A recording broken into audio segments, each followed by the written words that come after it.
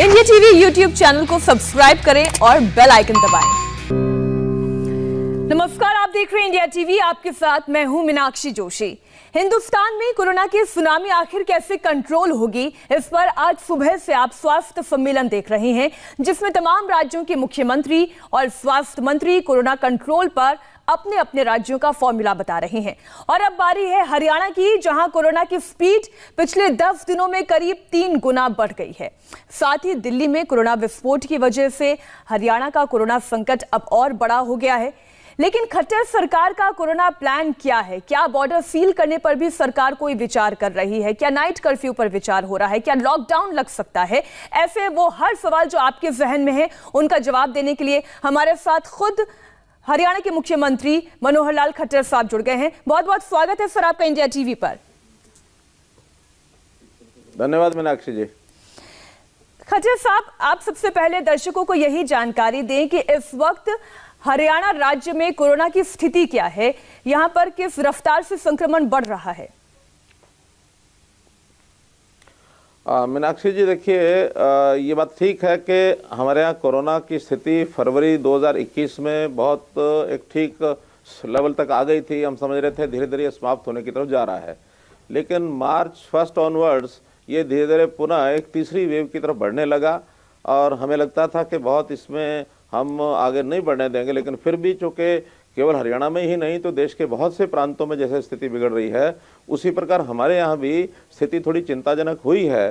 जो हमारे जो कोविड के जो रेट है, हमारी जो पॉजिटिव संख्या जो आती थी, वो एक समय तो ऐसा था कि 100 से भी नीचे हो गई थी। अभी वो संख्या प्रतिदिन लगभग 2500 और 3000 तक भी पहुँच रही है, जिसमें अगर 1500 से 2000 संख्या वो ठीक भी हो रहे हैं तो भी 1000-1200 संख्या प्रतिदिन बढ़ रही है। तो आज कुल जो एक्टिव केसेस हैं उनकी संख्या लगभग 18-19 हज़ार तक पहुंच गई है। एक चिंताजनक स्थिति है हमारी। फिर भी हम इसमें पर्याप्त अपने जो प्रयत्न हैं वो किए हुए हैं ताकि इसको हम यहाँ रोक पाएँ और आगे इसको कम करा पाएँ। ये प्रयास किस स्तर पर किए जा रहे हैं? क्योंकि हरियाणा की ज्योग्राफिकल स्थिति ऐसी है कि 3 पड़ोसी राज्य हैं। दिल्ली की बात कर लें, राजस्थान की बात कर लें, इधर आप बात कर लें पंजाब की। ऐसे में आप किस तरीके से कंट्रोल कर रहे हैं? इस बार जो ये दोबारा से कोरोना आगे बढ़ना हुआ, तो इसमें एक विचित्र बात ये थी कि दिल्ली के आसपास तो बाद में स्थिति बिगड़ी है। ये पहले हमारे जो जीटी रोड के डिस्ट्रिक्ट्स हैं, जिसमें खास करके पंचकुला है, अंबाला है, कुरुक्षेत्र है, करनाल है, यमुनानगर है, इन जिलों में ज़्यादा बढ़नी संख्या शुरू हुई थी। अब ये चाहे चंडीगढ़ के नज़दीक होने के कारण से या पंजाब के जो ज़िले प्रभावित हैं उनके निकट होने के कारण से, कोई भी इसका कारण रहा होगा, वो कारण तो एकदम निश्चित नहीं बताया जा सकता। लेकिन ये स्थिति इधर से बिगड़नी शुरू हुई। आज फिर से गुरुग्राम और फरीदाबाद वो ज़िले भी इसमें जुड़ चुके हैं। तो ऐसे लगभग 7 ज़िले ऐसे हैं जहां संख्या हर दिन 100 से ज़्यादा संख्या होती है। गुरुग्राम में तो ये 500-600 तक पहुंच गई है, कुछ ज़िलों में 200-250 हो गई है। तो इसलिए ये 7-8 ज़िले दोबारा से प्रभावित हुए हैं। हमारे दक्षिण हरियाणा के ज़िले, उनमें विशेष प्रभाव नहीं है, वो भी बचे हुए इन चीज़ों से, जिसमें रेवाड़ी है, महेंद्रगढ़ है, पलवल है, नूंह जिला है, भिवानी है, दादरी है, हिसार, सिरसा, ये सब ज़िले भी बचे हुए हैं। इन जिलों से आने वाले लोगों के मन में अब एक डर सता रहा है खट्टर साहब, डर है लॉकडाउन का, कर्फ्यूज का। क्या स्थिति ऐसी है कि इन जिलों में नाइट कर्फ्यू या लॉकडाउन या पार्शियल लॉकडाउन की स्थिति आ सकती है? देखिए मीनाक्षी जी, पिछले बार का अनुभव हमारे सामने है। हमने पिछली बार सभी जो मेजर्स लिए थे उसमें जो लॉकडाउन की स्थिति बनी थी उसका एक दुष्प्रभाव ये हो गया था कि पैनिक खड़ा हो गया। और पैनिक होने के बाद भी चीज़ें कोई लॉकडाउन के कारण से रुक गई थी ऐसा नहीं है, बल्कि दुष्परिणाम ये हुआ कि हमारी इंडस्ट्री, हमारा उद्योग, हमारे जो व्यापारी संस्थान, वो सब बंद होने लगे और एक प्लान शुरू हो गया हमारे यहाँ कर्मियों का, काम करने वाले लोगों का, और आर्थिक स्थिति प्राय रुक गई थी। हम नहीं चाहते कि ये स्थिति दोबारा बने, और मुझे लगता है कि उस समय लॉकडाउन की आवश्यकता नहीं है, बल्कि अन्य सावधानियां सारी हम बरत रहे हैं, उसके कारण से इसको रोक पाएंगे, इसकी गति को हम रोकने में सफलता मिलेगी। जैसे मास्क की बात है, मास्क को हम कंपलसरी कर रहे हैं, चालान कर रहे हैं, फिर सोशल डिस्टेंसिंग है, जैसे 2 गज की दूरी बहुत ज़रूरी है, ऐसा प्रधानमंत्री जी ने कहा, उस पर हम मेंटेन करा रहे हैं। फिर हम सैनिटाइजिंग जो चीज़ें हैं, सैनिटाइज़र वगैरह से हाथ धोना चाहिए, और डिस्टेंसिंग, सोशल डिस्टेंसिंग ये बना कर रखनी चाहिए। फिर इसमें जो गैदरिंग्स हैं उसके ऊपर भी हमने रोक लगाई है। जैसे मानो कहीं भी कोई गैदरिंग है तो जो इंडोर कैपेसिटी 50% से ज़्यादा नहीं होनी चाहिए, मैक्सिमम 200 लोग ही अलाउड हैं। आउटडोर में मैक्सिमम 500 लोग अलाउड हैं। कहीं भी कोई शमशान आदि की जो संख्या होती है, किसी शमशान घाट पर दाह संस्कार जाते हैं तो 50 से ज़्यादा लोग अलाउड नहीं हैं। स्कूल हमने बंद कर दिए हैं 8वीं तक के। तो ऐसे बहुत से मेजर्स जो हमने लिए हैं, जिससे मुझे लगता है कि हम चीज़ों को काबू कर लेंगे, यानी कंट्रोल कर लेंगे। ये तमाम सावधानियां बरती जा रही हैं और सरकार प्रशासन अपने स्तर पर खट्टर साहब मेहनत भी कर रहा है, लेकिन लोगों की मानसिकता को बदलने की जरूरत है। बहरहाल इससे थोड़ा सा एक कदम आगे हम और बढ़ते हैं और अब बात करते हैं वैक्सीनेशन की। वैक्सीनेशन की स्थिति इस वक्त हरियाणा में क्या है? ये ड्राइव किस तरीके से आप चला रहे हैं? देखिए, हमारे यहाँ वैक्सीनेशन 16 जनवरी से शुरू हुआ था और लगातार 1.5 महीने तक तो वैक्सीनेशन की जो स्पीड थी वो सामान्य थी, क्योंकि स्वास्थ्य कर्मी जितने थे, जितने ओल्ड एज पर्सन्स थे, उन्हीं के लिए अलाउड था। बाद में जब ये मार्च में खोला गया 45 ईयर्स के लोगों के यानी बाद में वो लगवा सकते हैं, तो उसके लिए गति हमारी बढ़ गई है और अब सारे प्रदेश का लगभग 24 लाख लोगों को वैक्सीनेशन हम लगा चुके हैं। प्रतिदिन लगभग 1 लाख लोगों को वैक्सीनेशन लगती है और बराबर जितनी हमारी आवश्यकता है वो हमको सप्लाई भी हो रही है। जो टाइम टेबल सप्लाई का बनता है उसके अनुसार हम प्लानिंग अपनी कर लेते हैं, इसलिए लगातार इस संख्या को हम बढ़ा रहे हैं। सप्ताह में 2 दिन यानी मेगा मंडे और मेगा संडे, उस दिन हम 1.5 लाख तक भी संख्या हमारी चली जाती है। नॉर्मल दिनों में कभी 50,000 कभी 60,000, तो ये हमारी रेगुलर चल रही है और हमें मुझे लगता है कि इस गति से चलते हुए हम चीज़ों को कंट्रोल कर लेंगे। एक जो बात दिल्ली में भी हम सुनने में आ रही है, दिल्ली के मुख्यमंत्री भी ये बात कह रहे हैं, अब से थोड़ी देर पहले दिल्ली के स्वास्थ्य मंत्री भी इंडिया टीवी के साथ जुड़े थे, जो ये नया कोरोना वेरिएंट है ये अलग तरीके से रिएक्ट कर रहा है और अब ये युवाओं पर भी उतना ही बुरा प्रभाव डाल रहा है, क्योंकि जो मोर्टालिटी रेट भी आ रही है, जिसमें अगर मैं हरियाणा का ही जिक्र करूं खट्टर साहब, तो पीजीआई ने जिन 410 मरीजों का डेटा भेजा था, बीते 10 दिनों में मरने वालों में से 50% युवा दिखाई दे रहे हैं। ऐसे में क्या आपको लगता है कि ये वैक्सीनेशन ड्राइव जो अभी 45+ एज ग्रुप की है, अब इसका दायरा थोड़ा और बढ़ा देना चाहिए, इसे 18+ या 30+ कर देना चाहिए?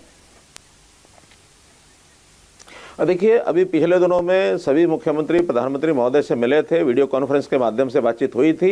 ये सारे विषय वहाँ उन लोगों की जानकारी में है, जो एक्सपर्ट हैं वो इसके ऊपर विचार कर रहे हैं और जैसी कोई नई जानकारी, सूचना, योजना हमारे पास आएगी हम उसी हिसाब से लागू करेंगे। अभी तक तो वही पुरानी बात है कि 45 साल से ऊपर के सब लोगों को वैक्सीनेशन कर रहे हैं और उसमें भी जिन लोगों को अतिरिक्त अन्य बीमारियां हैं उनको सब लगाया जा रहा है। अब इसको सबके लिए ओपन कब करना है, ये केंद्र सरकार की ओर से, केंद्रीय जो हमारे स्वास्थ्य विभाग है उसकी ओर से जैसे सूचना मिलेगी हम करेंगे, लेकिन कोई स्थिति हमारे हाथ से बाहर चली जाए ऐसी स्थिति बिल्कुल ना आने देंगे और ना ही हम इसमें कोई ढील छोड़ेंगे। जहाँ तक बच्चों के अंदर वैक्सीनेशन का, हमारे यहाँ भी कुछ उदाहरण आए हैं जो पॉजिटिव हुए हैं स्कूलों के बच्चे, इसलिए हमने स्कूल बंद कर दिए हैं और उनको भी सावधानी पूर्वक जो कंटेनमेंट जोन जो बनाया जा रहा है, माइक्रो कंटेनमेंट जोन, जब भी किसी व्यक्ति को ऐसा पॉजिटिव होता है, उसकी पहचान होती है, तो उसके लिए उसके आसपास के माइक्रो कंटेनमेंट जोन बनाए जाते हैं ताकि आगे उसका फैलाव ना हो। एक व्यक्ति के आसपास पिछले 2 दिनों में लगभग 30 से 35 लोग जो कांटेक्ट में आए होते हैं, उन सबको भी ट्रेस करके और उनको भी टेस्ट किया जाता है। जी खट्टर साहब, अब एक समस्या ये है, आप भी सुन रहे होंगे, राजस्थान के मुख्यमंत्री भी ये बात कर रहे हैं, छत्तीसगढ़ के मुख्यमंत्री ने भी कही, महाराष्ट्र में तो सबसे ज्यादा ये बात सामने आ रही है कि वैक्सीनेशन की कमी की वजह से कई सारे सेंटर्स हैं जो बंद करने की स्थिति आ गई है, वैक्सीनेशन का ज्यादा स्टॉक नहीं बचा है। हरियाणा में वैक्सीनेशन के स्टॉक की स्थिति क्या है, क्या ये पर्याप्त है? हमारे यहाँ किस प्रकार के हाँ, हमारे यहाँ किसी प्रकार की कोई कठिनाई नहीं आई है। आज भी 6-7 दिन का स्टॉक हमारे पास बाकी है और हमें रेगुलरली कभी 2 दिन बाद, कभी 3 दिन बाद जितनी भी हमारी सप्लाई है वो मेंटेन की हुई है। और उसके कारण से हमारा जो इंफ्रास्ट्रक्चर है उसके डिस्ट्रीब्यूशन का हमने उसको बहुत बढ़िया बनाया हुआ, ताकि 24 घंटे के अंदर अंदर जो वैक्सीन हमको उपलब्ध होती है उसको तुरंत हम सेंटर्स के ऊपर भेज देते हैं, किसी सेंटर पर कमी नहीं आने देते। रेगुलर हमारी जैसे 1 लाख के आसपास वैक्सीनेशन रोजाना टीके लग रहे हैं, हम उसी स्पीड से आज भी 6 से 7 दिन तक स्टॉक हमारे पास बाकी है। अगले 7 दिन के अंदर और हमारे पास जो वैक्सीन आने वाला है उसके लिए हम कह सकते हैं कि यहाँ किसी प्रकार की कोई कठिनाई हमें नहीं आ रही है। केवल अगर आवश्यकता है, जिन प्रांतों में मानो कमी भी आ रही है, तो वहाँ आवश्यकता है उसके डिस्ट्रीब्यूशन की, क्योंकि सप्लाई के बाद डिस्ट्रीब्यूशन मेथड जितना सिस्टम अच्छा होगा उतना सेंटर्स पर उचित समय पर वैक्सीनेशन पहुंचेगी, तो कहीं भी कोई कमी नहीं आएगी। लेकिन कई लोगों का ये मानना है खट्टर साहब की, क्योंकि हेल्थ जो वो स्टेट सब्जेक्ट है, ऐसे में राज्य सरकारों को ये स्वायत्ता दी जानी चाहिए कि वो वैक्सीनेशन का प्रोक्योरमेंट, यानी वैक्सीन उन्हें कब खरीदनी है, कौन सी खरीदनी है और कितनी खरीदनी है, इसका अधिकार राज्यों को दे दिया जाए। इस पर आपका क्या मत है? ऐसा है कि कोई चीज़ अगर अवेलेबिलिटी अबंडेंस में हो तब तो ये अधिकार सबको दिए जा सकते हैं, लेकिन चूंकि वो रेगुलर बन रही है और एक बड़े स्टॉक के बाद उसको बनाना उचित नहीं है, क्योंकि उसके बाद वो खराब होने की स्थिति भी आती है। ये लगभग 1 महीने तक की वैक्सीन का जो है प्रोडक्शन यूज़ करने के लिए होता है। जैसे जैसे प्रोडक्शन होगी वैसे वैसे जहाँ जहाँ जितनी आवश्यकता है वो स्टेट्स के साथ बातचीत करके उसका जो तय किया जाता है एक प्रमाण, एक कोटा, वो उसको उसी हिसाब से मिलता है। इसलिए एक ऐसी आवश्यकता आगे कितनी है कितनी नहीं है उसके हिसाब से स्टेट और सेंटर के लोग मिल करके उसको कोटे को तय करते हैं, उसके हिसाब से वो आगे मिलती है। खट्टर साहब, इसमें दूसरा पॉइंट या ओपिनियन जो है वो ये भी हो सकता है, जैसे एक परिवार में हर उम्र के लोग हैं, इनमें अगर हम 18 से कम उम्र के लोगों को हटा दें और उससे ऊपर के लोगों की बात करें, जो 65 या 45 प्लस हैं या कोई गंभीर बीमारी से पीड़ित हैं, उन्हें तो वैक्सीन लग गई है, लेकिन उसी घर के अंदर जो युवा है वो वैक्सीन अभी ले पाने के लिए एलिजिबल नहीं है। ऐसे में ये मैनेजमेंट किस तरीके से हो पाएगा, क्योंकि कोरोना का ग्राफ तो बढ़ रहा है, ये हम देख रहे हैं। देखिए, जिनको टेस्टिंग के बाद जिनको वैक्सीनेशन की आवश्यकता होती है उनका रजिस्ट्रेशन होता है और हर सेंटर पर रजिस्ट्रेशन के बाद ही वो लोग आते हैं और लगवाते हैं और उसका एक सिस्टम बना हुआ है। उस सिस्टम के बाद जिसको भी लगवाना उसको कठिनाई नहीं आती है। आखिर लगाने के लिए एक सेंटर्स बने हुए हैं, कोई घर घर जाके नहीं लगाई जाती, सेंटर बने हैं, उस सेंटर पर सब लोग आते हैं और एक फेजेज में ये सारा काम किया जाए। आखिर लगानी तो सबको ही है, जैसे जैसे आवश्यकता रहेगी आगे हमको बढ़ना ही है। अभी तो इसका जो तीसरा फेज चल रहा है, 4th फेज में हो सकता है एकदम सारा ओपन हो जाए। आज जो वैक्सीनेशन जितनी लग रही है 1 लाख से आसपास, प्रारंभ में तो ये कुछ हज़ार ही लगती थी, 5,000, 6,000, 8,000। अगर मैं आपको आंकड़ा बताता हूं कि हमारे यहाँ 16 जनवरी से और 28 फरवरी 1.5 महीने में मात्र 3 लाख वैक्सीनेशन हुई थी और अगले 2.5 महीने में अब ये 20 लाख लग चुकी है। तो इसलिए ये जो स्पीड है ये उसी हिसाब से आगे बढ़ रही है। हो सकता है ऐसी स्थिति भी आए कि आगे चल के प्रतिदिन हम 2 लाख 3 लाख लगाएं।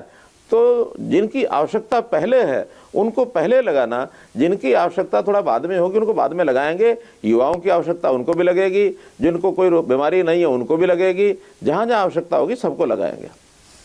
इसी से जुड़ा हुआ एक और सवाल है, हालांकि आपने ये कहा कि आवश्यकता के अनुसार होगा, लेकिन जैसे कहा जाता है कि पोलियो ड्राइव चलाई गई थी, पोलियो ड्राइव में ये हुआ था कि घर घर जाकर लोगों को खुराक दी गई थी, बच्चों को खुराक दी गई थी, इसलिए बहुत कम समय में भारत ने पोलियो को इरेडिकेट कर दिया, भारत से खत्म हो गया पोलियो। तो क्या ऐसे में कोरोना के लिए जो अभी मौजूदा सिस्टम चलाया जा रहा है उसमें थोड़ा सा चेंज करने की जरूरत है? आपका व्यक्तिगत मत क्या है? देखिए, ये कुछ प्रोसीजरल इश्यूज हैं। पोलियो ड्रॉप्स वो एक ड्रॉप के रूप में उपलब्ध होती थी, गए और जाके बच्चे के मुंह में डाल करके घर घर उसको पिलाया जा सकता था। ये वैक्सीनेशन के इंजेक्शन है और इंजेक्शन जहां एक्सपर्टाइजेशन जिसकी है वही इंजेक्शन लगाएगा और इंजेक्शन लगाने के बाद हर व्यक्ति को लगभग 45 मिनट तक अंडर ऑब्जर्वेशन रखना पड़ता है। तो थोड़ा पोलियो ड्रॉप के प्रोसीजर में और वैक्सीनेशन के इंजेक्शन में एक डिफरेंस है। इसलिए इस डिफरेंस को ध्यान में रखते हुए जितनी सावधानियां बरतनी पड़ेंगी इंजेक्शन के लिए, उतनी सब एक सेंटर पर ही हो सकती हैं, वो घर घर संभव नहीं होता है। अब एक और जो समस्या है, आप भी मेरे ख्याल से जरूर सुन रहे होंगे कि मोदी सरकार पर यह आरोप लग रहा है कि कोरोना की वैक्सीन की जरूरत भारत के राज्यों को है और वो बाहर इसकी सप्लाई कर रहे हैं। आखिर ये घर की जरूरत को पूरा करने की बजाय बाहर की जरूरत को क्यों पूरा कर रहे हैं? राहुल गांधी ये सवाल उठा रहे हैं। ना तो कोरोना पर कंट्रोल कर पा रही है मोदी सरकार, ना वैक्सीन मुहैया करा पा रही है। आपका जवाब? देखिए, राहुल गांधी का क्या विचार है, क्या मानसिकता है, मैं उसके ऊपर बहुत ज़्यादा टिप्पणी नहीं करना चाहूँगा। लेकिन मैं इतनी बात ज़रूर कहूँगा कि ये जो कोरोना है, ये एक विश्वव्यापी महामारी है। एक मानवता के खिलाफ जिस प्रकार का एक ये संकट आया है, तो हमें मानवता को सुरक्षित रखना है, तो इतने नैरो माइंडेडनेस से हमको नहीं सोचना चाहिए। मैं बधाई दूंगा अपने साइंटिस्ट को जिन्होंने मेहनत करके दिन रात मेहनत की है और वैक्सीनेशन का एक इजाद की, एक रिसर्च की, एक खोज करने के बाद भारत जो है बहुत से देशों में बहुत अग्रणी रहा इस मामले में कि वैक्सीनेशन का यहाँ एक प्रकार से उसकी तैयारी करके हमने उसको प्रोडक्शन शुरू कर दी है। और जब प्रोडक्शन शुरू की है तो आसपास के कुछ छोटे देश हैं, अगर उनके साथ ने करार किया कि हम आपको सप्लाई करेंगे, आखिर तो हम मानवतावादी होकर के वसुधैव कुटुंबकम की बात करते हैं, तो ये बीमारी सब जगह रुकनी चाहिए। भारत में भी रुकनी चाहिए, बड़े देशों में भी रुकनी चाहिए, छोटे देशों में रुकनी चाहिए। अब बहुत देश तो ऐसे हैं कि जो इस वैक्सीनेशन को बनाने में, रिसर्च करने में उसको उनके लिए संभव ही नहीं है। इसलिए ऐसे कुछ छोटे छोटे देशों को हमने अगर पड़ोसी देशों को दिया है तो एक हमारा मानवता का दृष्टिकोण है। उसमें कोई हमारे यहाँ इतना बड़ा संकट ऐसा भी नहीं आया है कि देखिए वैक्सीनेशन है आगे के लिए प्रिवेंशन है। वैक्सीनेशन कोई जिसको कोविड हो गया उसका इलाज नहीं है। आखिर वैक्सीनेशन का पहला इंजेक्शन, दूसरा इंजेक्शन, उसके 42 दिन के बाद ये कहा जा सकता है कि उसके एंटीबॉडीज पैदा हो गई हैं, आगे अब कोरोना का उसको खतरा नहीं रहा है। तो ये जो आज वैक्सीनेशन के टीके हैं, इनकी 42 दिन के बाद ये कह सकते हैं कि इनकी एक सावधानी फिर भी उनको बरतनी पड़ेगी। एक थोड़ा सा ये हो जाता है एंटीबॉडीज हो गई हैं, थोड़ा प्रभाव इसका कम पड़ेगा। ये कोई ऐसा नहीं जिनको हो गया है कोरोना और उसको आज इंजेक्शन लगेगा कल कोरोना खत्म हो जाएगा, ये उसके लिए दवा नहीं है। ऐसे में खट्टर साहब, अगर मैं विरोधियों की बात करूं तो कांग्रेस पार्टी के कई नेता ये भी कह रहे हैं कि अगर वैक्सीनेशन ड्राइव चलाई ही जा रही है तो फिर इसे सरकार की या मोदी की पॉपुलैरिटी को बढ़ाने के लिए क्यों इस्तेमाल किया जा रहा है? जैसे जो सर्टिफिकेट मिलता है उसमें मोदी जी की छवि है, ऐसा है क्या? नहीं, ऐसा कुछ नहीं है। हमने ऐसा ना देखा है और ना इस प्रकार का कोई हम किसी को कहते हैं। ये तो उनकी सुरक्षा के लिए वैक्सीनेशन की एक अपील की जाती है कि वो आएँ और वैक्सीनेशन का टीका जो लगवाना चाहिए। हमने कभी भी ना अपने प्रधानमंत्री जी का, ना या मुख्यमंत्री जी का, ना कोई सरकारों का किसी का कोई किया है, बल्कि सभी प्रदेशों का कि आप भी अपने वैक्सीनेशन के इंजेक्शन मंगवाएं, लोगों को अपील करें कि वो टीका लगवाएं। कुछ प्रदेश तो ऐसे हैं जिन्होंने वैक्सीनेशन का टीका लगवाने के लिए मना ही कर दिया है। उनको लगता है जैसे मोदी जी अपने प्रचार को करने के लिए, अपने किसी राजनीतिक लाभ के लिए वैक्सीन लगवा रहे हैं। वैक्सीनेशन तो आखिर के एक महामारी है, उसके कंट्रोल के लिए लगाई जा रही है। इसमें कहा गया कि हाँ मोदी जी का इसमें प्रचार है, ये केवल उनकी अच्छी जो मानसिकता है उसका ये प्रदर्शन है। जी, बहुत बहुत धन्यवाद खट्टर साहब हमारे साथ जुड़ने के लिए। हम यही उम्मीद करते हैं कि जो आप लोग इंतजाम कर रहे हैं और जो हमारी जिम्मेदारी है, हरियाणा के रहने वालों की जिम्मेदारी है, मास्क पहने, हाथों को सैनिटाइज करें, वो इसका सख्ती से पालन करें। बहुत बहुत धन्यवाद खट्टर साहब समय देने के लिए। धन्यवाद मीनाक्षी जी। नमस्ते, मैं हूं मीनाक्षी जोशी। वीडियो और खबरों से अपडेट रहने के लिए India TV YouTube channel subscribe करें, बेल आइकन दबाना ना भूलें। जुड़े रहें इंडिया टीवी के साथ।